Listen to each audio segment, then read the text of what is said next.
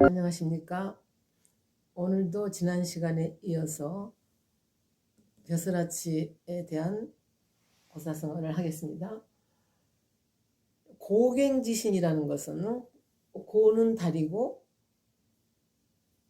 괭은 팔뚝이니까 나의 팔다리와 같은 신하. 그래서 아주 좋은 임금의 그 왕에게 아주 왕과 절친하면서도 왕의 일을 그대로 잘 받아줘서 좋은 신하를 말하는 겁니다. 이럴 때는 고갱지신은요. 그래서 신복이라는 말도 있죠. 신복. 여기서도 이제 배복자가 들어가죠. 신복과 같은 신하 이런 식으로 마음과 배로 다. 그래서 여기서 고는 다리가 되기 때문에 고관절 할 때 이렇게 씁니다. 고관절.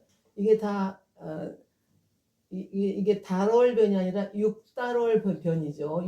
육달월변이죠. 고관절.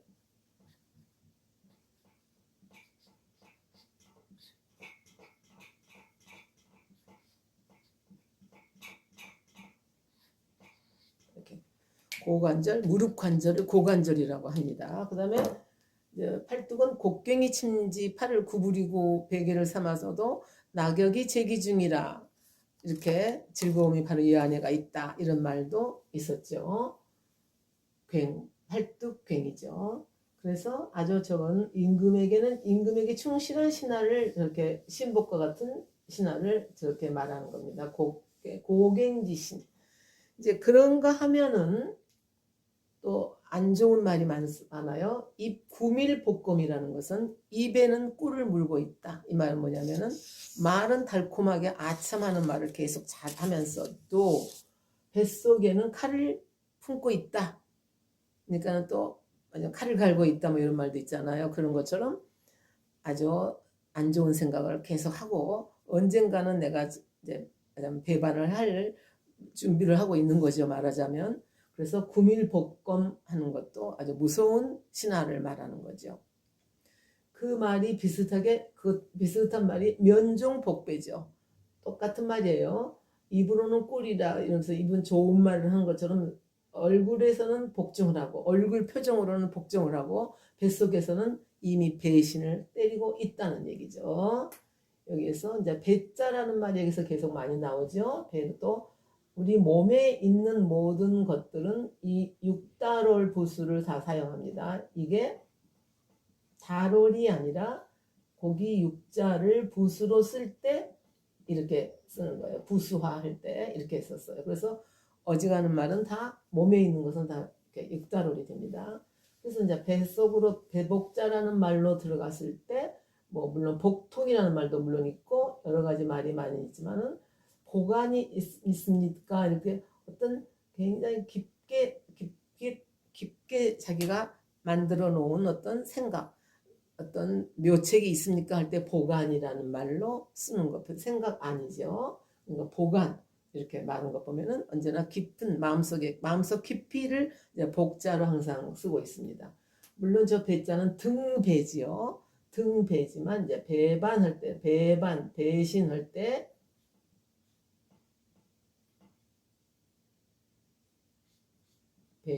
때 이렇게 쓰는 거죠. 배수진을 친다 할 때도 이자죠. 물을 등에다 놓고 진을 친다 할 때 배수진도 있었죠. 자, 그다음에 이제 이런 사람들은 이렇게 딴 생각을 가지고 두 가지 마음을 가지고 그래서 임금에게 불사이군이라는 말이 있잖아요. 그 두 임금을 섬기는 것이 아니다라는 말도 있고 그러니까 마음을 언제나 한 마음을 가져야 되는데 이렇게 두 마음을 가진 사람들이 있는가 하면은 또 수수방관하는 사람도 있어. 옛날에는 소매가 이렇게 있어서 이렇게 소매에다 손을 끼고 옆에서 바라만 보고 있는 것도 아주 나쁜 거죠. 이것도 방관하고 있는 짓도 나쁜 짓이에요. 소매 숫자를 한번 알고 지나가는 게 좋겠어요. 우리가 높은 사람들, 어떤 사람들이 영수회담을 한다 할 때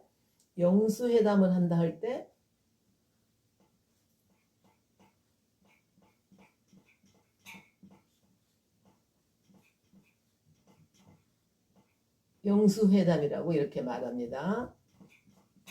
그런데 왜 영자가 여기서 이 두 가지가 다 옷하고 관계가 있어요. 이 영은 깃영이에요. 깃영. 그러니까 예를 들어서 두루마기라든가 그 상의를 한번 생각해 보세요. 상의 양복을. 그 상의 양복을 우리가 볼 때 어디를 잡아야만 가장 중심을 잡아야 되냐면은 옷깃을 딱 잡으면은 그 옷을 잡으면 쭈르륵 쭈르륵 따라 올라와요. 두루마 거느릴 영이라는 말이에요. 옷깃 영이 결국은 거느릴 영이 됐다는 뜻이에요. 그래서 영수면은 수는 소매 숫자. 그러니까는 상의에서 옷에서 가장 중요한 것은 그 옷깃하고 이 소매에다가 걸치는 게 아주 중요하다는 거예요. 중요하다. 그래서 영수회담은 아주 중요한 양쪽에 중요한 사람들이 아주 이 중요한 인물들이 모여서 회담을 하는 것을 영수회담이란 말이 옷에서 나왔다는 것을 우리가 가지고 있으면 잊어버리지를 않겠죠. 그래서 이게 이 앞뒤 부분이 옷의 변이죠. 옷의 변. 이제 이렇게 되면서 또 성문 과정이라는 말이 이제 나오는데 성은 소리성이죠. 소리성 들을문이죠. 그러니까 그 사람에 대한 평판이 실제보다 더 과장이 되어 있어. 부풀려져 있어. 그 사람이 지금 굉장히 아주 훌륭한 사람이라든가 뭐 아주 여러 가지로 좋은 평판이 나오는데 그 평판이 실제보다 훨씬 부풀려져 있다. 이럴 때 성문 과정이라고 해요. 맹자에서 나오는 말입니다. 그래서 성문 과정을 훌륭한 사람은 현자들은 부끄러워한다. 이렇게 말할 때 이 말을 씁니다. 그래서 이 성자가 소리성이지만 우리가 그 사람의 명성이라고 할 때 바로 이 소리성을 쓴다는 걸 보면은 명성이 높다 이러잖아요. 명성을 날렸다 이러잖아요. 이럴 때 소리성이 됐다는 거죠. 그 다음에 문자는 우리가 들을 문이지만 소문 이런 말이 있으니까 평판이라는 말이 되는 거죠. 문이. 그래서 그 사람에 대한 평판이 실제 이 정자가 감정이 아니라 뭐냐면 어떤 실정 그 사람 어떤 사실을 할 때도 정이거든요. 사실을 정할 때 실정을 파악하다 뭐 이럴 때 이 사실 정상을 참작하다 이럴 때 실제의 정이 되는 거예요. 사실. 그렇기 때문에 실제보다 더 지나쳤다 이런 말이 되는 거죠. 그 다음에 이제 읍참마속 이 말도 상당히 자주 쓰이는 말인데 이제 읍참마속 이건 제갈공명 시대에 제갈공명이 어느 가정의 싸움에서 자기의 친한 마속이 인명입니다. 마속이 울면서 마속의 목을 베다 이런 뜻이에요. 그러니까 아무리 친한 사람이라도 그 사람이 잘못을 했을 때는 울면서라도 그 사람의 목을 그 사람을 처단할 수밖에 없다는 말을 이렇게 썼습니다.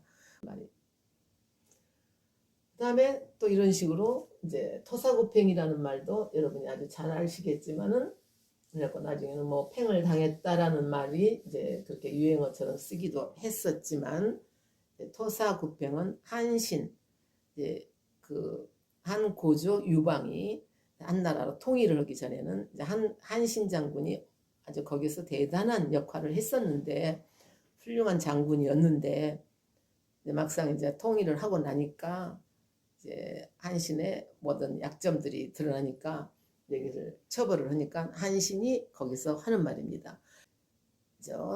토끼 사냥이 끝나면은 그때 사냥개는 끝나니까 토끼를 잡아버렸으니까 이제 필요 없는 사냥개는 삶아버린다 이런 말이 있듯이 또 예를 들어서 적국 그러니까 이제 그 다음 말이 있어요. 적국의 적을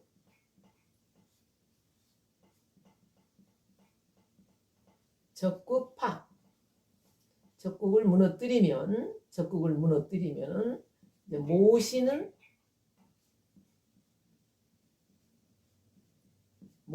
죽는다 이제 이 말이죠. 모시는 망한다 이제 이런 말로 그 다음 말이에요.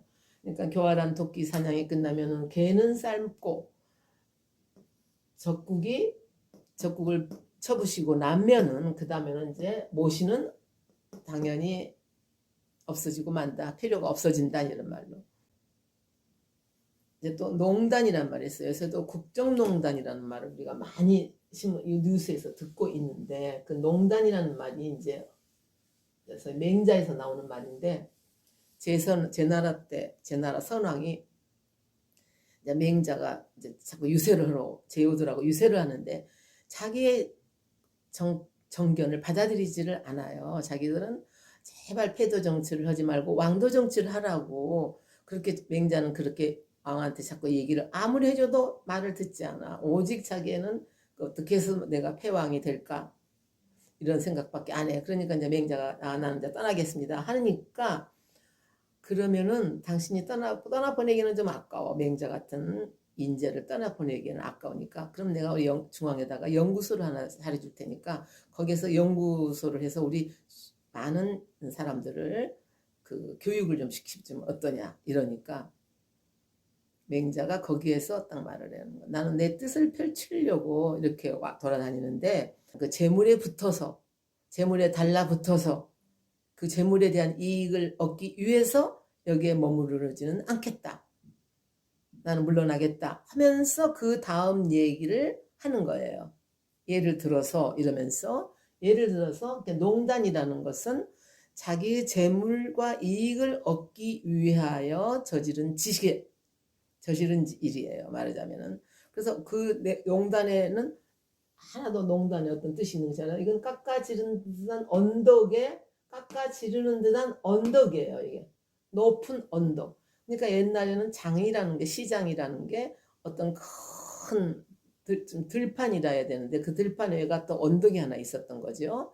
근데 어떤 장터에서 물물 교환을 하니까 자기 물건들을 가지고 와서 팔고 사고 하는데 그래서 사람들은 다 순박하게 자기의 가지고 와서 사가고 이렇게 적당하게 다 오고 가는 시장 질서가 그 당시에 잘 이루어지고 있는데 어떤 아주 꽤 많은 사람이 교활한 사나이가 탁 나타나더니 그 높은 언덕에 올라가서 시장을 한번 상황을 훑어보는 거예요. 훑어보면서 지금 뭐가 잘 팔리고 있고 무슨 안 팔리고 있고 계속 남아있네 이런 식으로 이제 다 해서 자기가 어떤 것을 해야만 이익이 될까를 파악을 하는 거예요. 그래가지고 예를 들어서 사재기를 하는 거예요. 사재기를 해서 나중에 가격을 올려서 해가 저물 무렵에 사람들이 그걸 막 찾으면 비싸게 파는 거예요.